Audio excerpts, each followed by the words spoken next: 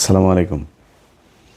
ঢাকা শহরের যে কোনো একটা আসনের একজন নারী, তিনার শ্বশুর এবার নির্বাচনে প্রতিদ্বন্দ্বিতা করছেন। তো তিনি তার কিছু নেতাকর্মীদেরকে নিয়ে তাদের এক অফিসের ভেতরে, অফিসে না, তার এক বাসায় তারা এক মিটিং করছে।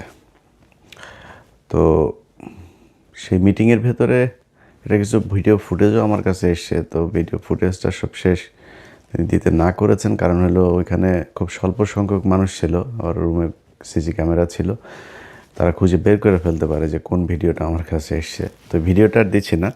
যাক, এরকম মনে হয় আপনাদের এলাকাতেও হয়তো অনেকের এরকম কর্মশালা চালু হয়েছে। আমরা গেল 2 মাসের ভেতরে যদি নাকি বিএনপির কিছু লোকজনের আঞ্চলিক উঠান বৈঠক, নিজস্ব ঘরোয়া মিটিং, এমনকি জনসভার ভেতরে আমরা বক্তব্য দিতে শুনেছি যে এই নির্বাচনে ধানের শীষের বাইরে যদি কেউ যায় তাহলে তারা এই করবে সেই করবে, সরাসরি হুমকি দিয়ে করা হয়েছে। আবার হিন্দু ভোটারদের বাড়িতে গিয়ে আপনার দেখলাম তাদেরকে হুমকি দেওয়া হচ্ছে যে তোরা তো আওয়ামী লীগ করতেই, তোরা ভোট কেন্দ্রে যাওয়ার দরকার নেই, আর ভোট কেন্দ্রে গেলেই সামনে এসে তারপরে দিতে হবে, এই ভোট দেওয়া লাগবে, সিল মারা লাগবে, এরকম নানান ধরনের হুমকি টমকি দিচ্ছে। আওয়ামী লীগের লোকজনকেও এরকম হুমকি ধমকি দিচ্ছেন।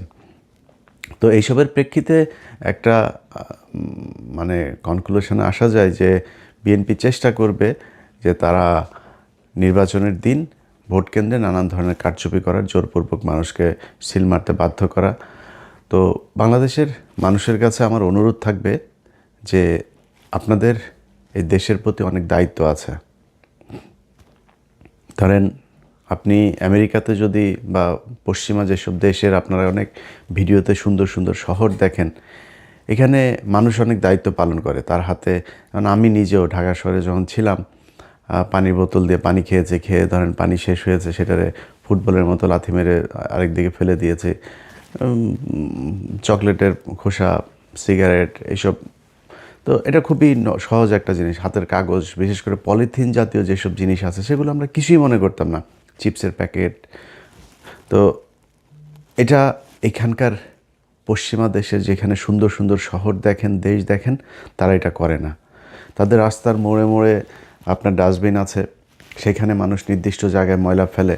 মানুষ ইচ্ছা করেও মানে এই আশেপাশে মন চাইলেই কোনো জায়গায় আপনার কাগজ ফেলে দিল, পলিথিন ফেলে দিল, পানির বোতল ফেললো, এটা তারা কখনোই করে না। এবং এটা যদি কেউ করেও সেটা তার দিকে এমনভাবে তাকানো হয় যে এটা খুব মানে চিড়িয়াখানার একটা বাঁদর, তার দিকে মানুষ তাকিয়ে আছে। সো আপনাদের অনেক দায়িত্ব আছে। আপনার এই দেশ যদি আপনার এই যে বর্ষার সময় পানি বন্দি হয়, আপনার নিজের ফেলা কাগজ, আপনার নিজের ফেলা পলিথিন, আপনার নিজের ফেলা চিপসের প্যাকেট, বোতল, এগুলো গিয়ে তারপরে ম্যানহোলের ঢাকনা বন্ধ হয়, তারপরে পাইপ বন্ধ হয়ে সেখানে আপনার পানি আটকায়। সো এগুলো আপনাদের নিজেদের কিছু কাজ করতে হবে। এবার বাংলাদেশের একটা বিশেষ পরিস্থিতিতে এই নির্বাচনটা হচ্ছে। আপনারা যারা ভোটার আছেন তাদের সবাইকে ভোট দিতে যেতে হবে। অনেক কাজ থাকলেও আপনার কেউ যদি মনে করেন না আমি না গেলে সমস্যা কি, আরেকজন যাবে, আরেকজনও তো সেটা মনে করতে পারে যে সে না গেলে সমস্যা কি, আরেকজন যেতে পারে। সো এই জিনিসটা আপনারা করবেন না, সবাই ভোট দিতে যাবেন। এবং ভোট দিতে গিয়ে সেখানে যদি নাকি আপনাকে জোরপূর্বক কোনো কথাবার্তা কেউ যদি বলে, কোনো কিছু করাতে চায়, আশপাশে সাংবাদিক থাকবে, মিডিয়া কর্মী থাকবে, আপনার নিজের ফোন আছে, আপনি নিজের ফোনটা তাকে ধরবেন। আপনাদের প্রতিটি মানুষকে এক একজন সাংবাদিকের ভূমিকা পালন করতে হবে।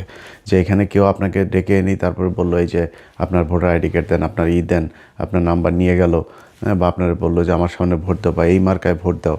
কোনো দলকে, আমি কোনো বিশেষ দলের পক্ষে বলছি না, কোনো দলকে, কোনো দলের প্রার্থী, সেটা জামাতের কোনো প্রার্থীও যদি হয় তাকে ধরবেন, তাকে ধরে সেগুলোই করবেন। আচ্ছা, নির্বাচনের দিন আমার যেই ইমেলটা আপনাদের কাছে আছে 15 মিনিটস বিডি, আমি স্পেলিং করি আপনার 15minutesbd@gmail.com, 15minutesbd.com। @gmail.com। এখানে আপনারা গুরুত্বপূর্ণ ভিডিও নির্বাচনের দিন পাঠাতে পারবেন। আপনাদের পাঠানো ভিডিওগুলো আমরা প্রচার করব। সো সবাই ওই দিন নিজেদের চোখ কান খোলা রাখবেন, নিজের ফোনটা হাতে রাখবেন, কোনো কিছু ঘটলেই সেগুলো ভিডিও ধারণ করবেন। যে কোনো অনিয়ম কারচুপি যে দলই করতে চাক সেটা আপনারা আমাদেরকে পাঠাবেন। এখন বিএনপিকে কিছু জিনিস বলি। ধরেন বিএনপির যেই আচার আচরণ, এটার সাথে 2018 সালের যে নির্বাচন সেটার কিছুটা মিল পাওয়া যায়। 2018 সালের নির্বাচনে এই যে আজকের চান্দা আব্বাস যিনি বিশাল ক্ষমতার অধিকারী, এখন নিজের বিরাট ভাবসাব মাস্তানি করে, এই যে সেখানে এমপি প্রার্থী নাসির উদ্দিন পাটোয়ারি, সহজ সরল একটা মানুষ, এর উপরে ডিম মারে, এখানে মারধর করে, ওইখানে ধাক্কাধাক্কি করে, নানান ধরনের সমস্যা তৈরি করছে তার প্রচারণায়। তো এই চান্দা আব্বাস নিজেরা এখন বিশাল ক্ষমতাশালী মনে করছে, অথচ এই চান্দা আব্বাসকে 2018 সালে বউ শুদ্ধ দৌড়ায় নাই। আওয়ামী লীগের ন্যাংটা পোলাপান এরা দৌড়ায় নাই এই বউ শুদ্ধ দুইটারে। যদিও সেই নির্বাচনে মির্জা আব্বাস এই আওয়ামী লীগের সাথে আতাত করেই তিনি হ্যাডম দেখিয়েছিলেন, কি হবে, কতটুকু যাবে, কতটুকু গেলে কি হবে, এগুলো সব কিছু তাদের পাতানো। ধরেন কোনো এমপি মন্ত্রী কেউ বের হইতে পারে নাই বিএনপির, শুধু মির্জা আব্বাস আর চান্দা আব্বাসের বউ, ওনারা বের হতে পেরেছেন। সো আমরা এগুলি বুঝি। উনি পুরো আওয়ামী লীগের সময় ওনার ঢাকা ব্যাংকের পুরো প্রফিট নিয়ে তারপরে বাজার করেছেন। তো তিনি যেই নির্বাচনে গিয়েছেন আর আওয়ামী লীগ তাকে এমনিতেই তিনি এইভাবে সাহস দেখিয়ে তারপর গিয়েছেন, এটা না। এরপরে কত কান্নাকাটি মিডিয়াতে, এগুলো আপনারা মির্জা আব্বাসের দেখেছেন। আজকে তাদের বিশাল ক্ষমতা। তো এই যে ক্ষমতাগুলো দেখাচ্ছে, 2018 সালে আওয়ামী লীগ ঠিক একই ধরনের ক্ষমতা দেখিয়েছে, কিন্তু সেই আওয়ামী লীগ যে ক্ষমতাটা দেখিয়েছিল সেটার সাথে এইবারের পরিস্থিতির বিস্তর ফারাক। আপনি আওয়ামী লীগ যা করেছিল সেটা বিএনপির পক্ষে বা জামাতের পক্ষে করা সম্ভব না। কেন সম্ভব না সেটা বলি। ধরেন 2018 সালে বিএনপির যে প্রার্থীরা ছিল তাদের নির্বাচনে নিয়ে আসা হয়েছিল মূলত পার্টিসিপেটরি একটা ইলেকশন হবে, ইনক্লুসিভ একটা ইলেকশন হচ্ছে, এটা ইন্টারন্যাশনাল মিডিয়াকে দেখানোর জন্য, যারা নির্বাচন অবজারভার যারা আছে তাদেরকে দেখানোর জন্য, তারপরে বিভিন্ন সংস্থাকে দেখানোর জন্য যে এই যে দেখো সবাই নির্বাচনে অংশ নিয়েছে। এবং তাদের সাথে একরকমের এই যে মির্জা ফখরুল, তারপরে এই যে ডক্টর কামাল, 73-এর চোরাই এমপি, তারপরে হইল গিয়া এই যে গামছা ডাকাত, ওই যে কাদের সিদ্দিকী, তো এই কাদের সিদ্দিকী টিদ্দিকী, এগুলো সব মিলে আওয়ামী লীগের সাথে একটা কনস্পিরেসি করে তারপর বিএনপিকে নির্বাচনে নিয়ে গেল। সেই নির্বাচনের ফলাফল কি ঘটেছিল, সেই আলোচনার নামে, সংলাপের নামে শেখ হাসিনা কি নাটক করেছিল আপনাদের সব মনে আছে। তাদের সবার স্বপ্ন ছিল যে নির্বাচনের দিন সব মানুষ নেমে আসবে, এসে তারপরে একটা কিছু করবে। বিএনপির এমপিরা, বিএনপির মনোনয়ন প্রার্থী যারা প্রার্থী ছিল, সেই প্রার্থীরা জামাত ইসলামকে বলেছিল যে তাদের নিবে না, চেতনা, সেই চেতনা দেখাইতে যায় এই যে গামছা কাদের আর হইল গিয়া কামাল চোরা, এদের সাথে মিলে তারপর চেতনা দেখাইতে গিয়া জামাত ইসলামকে বাদ দিয়ে দিল। জামাত ইসলামকে বাদ দেওয়ার পরে সেই নির্বাচনে দাঁড়াইতেই পারে নাই। মানে গণফোরাম এই কামাল চোরার আর ওই গামছা কাদেরের দলে এদের পরিবারের মানুষ ছাড়া তো আর কেউ নাই। তো সেই দলের লোকজনের নিয়ে আপনি রাস্তায় দাঁড়াবেন কেমনে? একটা মিটিং হইতো একটা জনসভার মঞ্চে, আরে সেখানে ডক্টর কামাল শেখ মুজিবের কথা বলে, শেখ মুজিবের বয়ান, পুরো আওয়ামী লীগের বয়ানই করে, মুক্তিযুদ্ধের বয়ান। তো মুক্তিযুদ্ধের বয়ান বললে জিয়াউর রহমান নাই মুক্তিযুদ্ধে, জিয়াউর রহমানের দলের স্টেজে উঠা তারা আওয়ামী লীগের করে দিয়ে এসেছে। এই হলো বিএনপির সেই সময়ের বুদ্ধি এবং বিএনপির সাহস, এটা করে নির্বাচনে গেল। তো আওয়ামী লীগ যে কারণে তাদের এই দৌড়ানিটা দিতে পেরেছে সেটা হলো বিএনপির লোকজন তখন সবাই এক একজনের নামে 200-400 করে মামলা ঘাড়ে। তো তাদেরকে ওই গেলে এসপিরা বলে দিত যে স্যার এই এসেন না, এলাকায় এসেন না, আসলে কিন্তু গ্রেপ্তার করা হবে, আমার উপর থেকে নির্দেশনা আছে, আসলেই গ্রেপ্তার করা হবে। তো এমপিরা কেউ যাইতো না। অনেক এমপির সাথে কথা হইতো। এই যে আজকের ধরেন এই যে দুলু ভাই নিজেও এইটার ভিকটিম। বহু মানুষ এই যে আজকে ইস্যু করে দেশ ভাসায় ফেলার আমাদের চুয়াডাঙ্গার দুদু ভাই, হ্যাঁ, তারপরে আরও লোকজন আছে, যাই হোক, তো কেউ যাইতে পারে নাই। সবার অবস্থা একই ছিল। এখন ওই সময়ের পুলিশ আপনারে মামলার জন্য খুঁজছে। ওই সময় আওয়ামী লীগ ভয়ঙ্কর রূপে, আপনি জানেন যে 18 আগে কি ছিল, পরেও আওয়ামী লীগে আসবে, মানে ক্ষীণ একটা আশা নিয়ে নির্বাচনে গিয়েছিল, যে কারণে আওয়ামী লীগ যে আবার আসবে, এবং আওয়ামী লীগের লোকজনও থ্রেট করছে যে নির্বাচনের পরে কিন্তু তোরে দেখাবো, কেলাবো ইচ্ছা মতো। তো এই ভয়ে তারা তো আর বের হইতে পারে নাই। এখন এবারের প্রেক্ষাপটটা আপনাদেরকে বলি। এবারের প্রেক্ষাপট হচ্ছে, জামাত ইসলামের কারো নামে মামলা নাই, শেখ হাসিনা ক্ষমতায় নেই, তারপরে আপনার এলাকার যে প্রশাসন, সেই প্রশাসন আপনারা কোনো চাপ দেয় না যে স্যার এলাকায় থাকা যাবে না, এলাকা থেকে বের হয়ে যান, সেই চাপও নাই। সেনাবাহিনীর গুটি কয়েক তারা খুবই কোণঠাসা একটা পক্ষ ডিজিএফআইয়ের, তারা চাচ্ছে যে নির্বাচনে একটা কারচুপি করানোর জন্য। কিন্তু একদম মূল সেনাবাহিনীর যারা আছে, বিশেষ করে মধ্যম সারির অফিসার থেকে নিচের সৈনিক যারা আছেন, এদেরকে দিয়ে আকাম কুকাম আর করানো যাবে না। আমার বিশ্বাস এখন পর্যন্ত সোফার, আমি সেনাবাহিনীকে নিয়ে নির্বাচনের পরে হয়তো একটা ভিডিও করব, এখনই কোনো মন্তব্য করছি না, তবে সোফার এখন পর্যন্ত সেনাবাহিনীর আচার আচরণ যা আছে ভালোই মনে হচ্ছে। তো এই সেনাবাহিনী যদি চায়ও, মনে করেন সেনাবাহিনী 2018-24 মতো আওয়ামী লীগকে যেভাবে পাহারা দিয়েছে সেভাবে আপনাদেরকে পাহারা দিয়ে একটা নির্বাচন করাই দিবে, এটা এবার আর সম্ভব না। ওই জায়গায় সেনাবাহিনী যাইতে পারবে না, যাইতে দেওয়া হবে না সেনাবাহিনীকে। সো সেনাবাহিনী এই যেই অবস্থানে আছে, এই অবস্থানে থাকলে, পুলিশ যে অবস্থানে আছে সে অবস্থানে থাকলে মানে থাকতে হবে।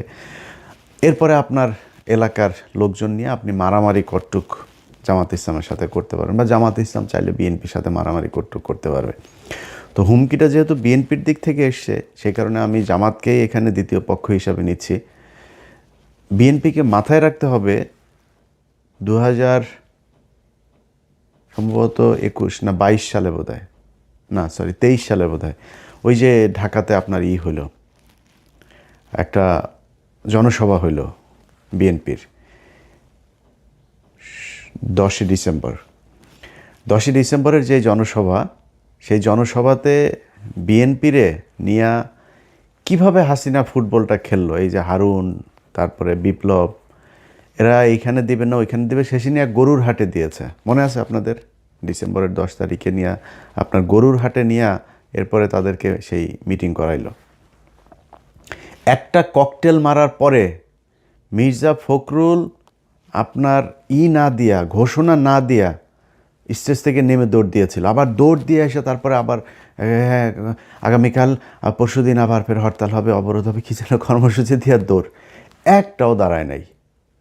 না দাঁড়ায় তো লাভ হয় নাই, সবার নামে কিন্তু মামলা ঠিকই হয়েছে। নিজেরা যায়া এই রাজারবাগ পুলিশ লাইন হাসপাতালে গিয়ে ভর্তি হয়েছে পুলিশ, ভর্তি হয়ে সেগুলো নিয়েও মামলা হয়েছে। রাজারবাগ থেকে আপনার এই আওয়ামী লীগের লোকজনের দিয়ে গোয়েন্দা সংস্থা বিচারপতির হামলা করলো, সেটার নিয়েও মামলা। সো এই যে মামলাগুলো খেয়েছেন, মামলা কিন্তু খেতে হয়েছে, কিন্তু কি হয়েছে, দৌড়ে তারপরে পালাইলেন, কিছু না করেই মামলা খেলেন। একটা ককটেল, তাও বহুত দূরে, মঞ্চের থেকে বহুত দূরে এক ককটেল ফুটার পরে সব জামা কাপড় জাঙ্গা টাঙ্গা খুলার দৌড়। এটা কিন্তু বিএনপি। এত ভাব মারার কিছু নাই, একটা বালুর ট্রাক সরাইতে পারেন নাই। খালেদা জিয়া যেদিন জেলে যায় সেই দিন 5 জন মানুষ রাস্তায় নামতে পারেন নাই। আজকে লক্ষ লক্ষ মানুষ নিয়ে এই যে ভাবসাব মারেন না, নির্বাচনে ফেল করেন, ওই কুমিল্লায় হাসনাতের আসনে যান, মঞ্জুর কাছে যা জিজ্ঞেস করেন পৃথিবীটা কেমন, বুঝছেন? তো ওই ক্ষুধার রাজ্যে পৃথিবী যেমন গদ্যময় থাকে না, মঞ্জুর রাজ্যে পৃথিবীটা এমন গদ্যময় অবস্থা, কেউ নাই আশপাশে, অথচ মনোনয়ন পাওয়ার পরে বাড়ি ঘরে সারাদিন রমরমা অবস্থা, হাজার হাজার মানুষ মঞ্জুর ছেলেরে নিয়ে ভর্তি করায় দিয়ে আসছে রিহাবে, পাগল হয়ে গিয়েছে। তো তাদের কাছে যা জিজ্ঞেস করেন নেতাকর্মীরা কীরকম, এটা বাংলাদেশের মানুষের স্বভাব চরিত্র। যখন আপনার অবস্থা ভালো থাকবে আপনার পিছে পিছে দৌড়াবে ইচ্ছা মতো, অবস্থা ভালো থাকবে না তখন আর পিছনে কারোরে পাবে না। ঠিক একই অবস্থা আপনাদের সামনেও হইতে পারে কিন্তু, হ্যাঁ। সো পিছনের দিকে একটু খেয়াল রেখে তারপরে সামনের পদক্ষেপ নিয়েন, তাইলে খুব সুবিধা হবে। আগে বালুর ট্রাক সরাইতে পারেন নাই, নির্বাচনের দিনে 2018 সালে মাঠে আসতে পারেন নাই আওয়ামী লীগের প্যাদানির ভয়ে, সেই ব্যক্তিরা এখন এত ভাব মাইরা কথাবার্তা বলবেন আর জামাতে ইসলাম বসে বসে লেমন চোষ খাবে, এটা মনে করার কোনো কারণ নেই। আওয়ামী লীগে এই জামাতে ইসলামকে আপনার করতে হলে যেই পরিমাণের শক্তি আপনার প্রয়োজন ওই পরিমাণের শক্তি আপনার নাই। আপনাদের এইটার পরে জামাতের এক ক্যান্ডিডেটের সাথে কথা হচ্ছিল, দীর্ঘদিন জেল খেটেছেন সেই ক্যান্ডিডেট, তারপরেও তাদেরকে নোয়ানো যায়নি।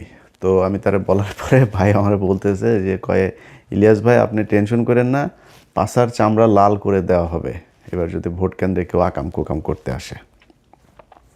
বহুত পরিকল্পনা নিয়ে তারপরে জামাত ইসলাম মাঠে আছে, তার সাথে সাধারণ মানুষ, সাংবাদিক, প্রশাসন সবাই আছে। এইখানে যায়া আকাম কুকাম করে তারপরে ভোট জোর করে নিয়ে চলে আসবেন, এটা মনে করার কোনো কারণ নেই। এই চিন্তা থেকে বের হইয়া কি করা যায় সেই চিন্তা করেন, কেমনে জিতা যায়, অন্য কোনো রাস্তাঘাট যদি থাকে ওই দিক থেকে চিন্তা করে আসেন। এই এমনে জোর করে তারপরে করবেন, এটা মনে করার কোনো কারণ নেই। আর সব শেষ, প্রশাসনের ভাইদেরকে বলি, প্রশাসনের কিছু কিছু লোকজন এই আজকে দেখলাম যে সালাউদ্দিনের স্টেজে এক জজ সাহেব আপনার দাঁড়ায় আছে। আপনার তো এনে কাজ নেই ভাই, আকাম কুকাম জাউরামি আওয়ামী লীগের আমলে বহুত করছেন, আর জাউরামি করতে যায়েন না। এর বাইরে কিছু পুলিশের এসপি, কিছু ডিসি আছেন, যারা যারা মনে করছেন বিশেষ কোনো দল ক্ষমতায় চলে আসছে। আমরা কিন্তু এখনও ওইভাবে মাঠে নামি নেই। আমরা মাঠে নামবো 10 তারিখ রাত 10টায়। আমরা একটা লাইভে আসবো, ডক্টর কনক সারোয়ার, তারপরে পিনাকি ভট্টাচার্য আর আমরা একটা লাইভে আসবো। আমরা 10 তারিখ থেকে ক্যাম্পেইন মূলত শুরু করবো। সো ক্যাম্পেইন কিন্তু এখনও শুরু করি নাই। আপনাদের এই কয়দিন দেখলাম পরিস্থিতিটা কি, কোন দিকে যায়, কাদের কি অবস্থা, ওটা দেখে এখন নামছি আমরা।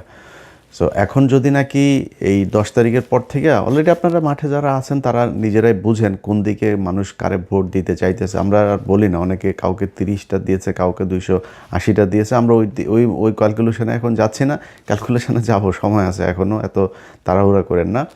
প্রশাসনের যারা মনে করছেন যে কেউ একজন ক্ষমতায় চলে আসে, এটা মনে করে তারপরে লুঙ্গি ধরে পেছনে পেছনে পা চেটে পোঙা টোঙা চেটে তারপরে পেছনে পেছনে ঘুরছেন, এই পোঙা চাটা যেগুলি আপনার এই প্রশাসনের লোকজন আছেন, তাদেরকে বলবো 5 তারিখে যেই রেহাইটা পেয়েছেন না, এটা সামনের পরিস্থিতি যদি আসে তাহলে ওই রেহাইটা পাবেন না, এই আর সুযোগ আপনাদেরকে দেওয়া হবে না।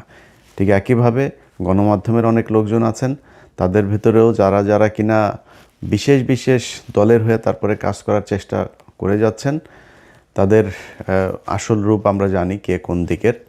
সো তারা, আমি বিশ্বাস করি যে একটু সাবধান হয়ে করবেন। রাস্তাঘাটের অবস্থা কি, এটা আপনারা যেহেতু সাংবাদিকতা করেন আপনারা খুব ভালো করে জানেন মানুষ কাদেরকে ভোট দিতে চায়, কী করে।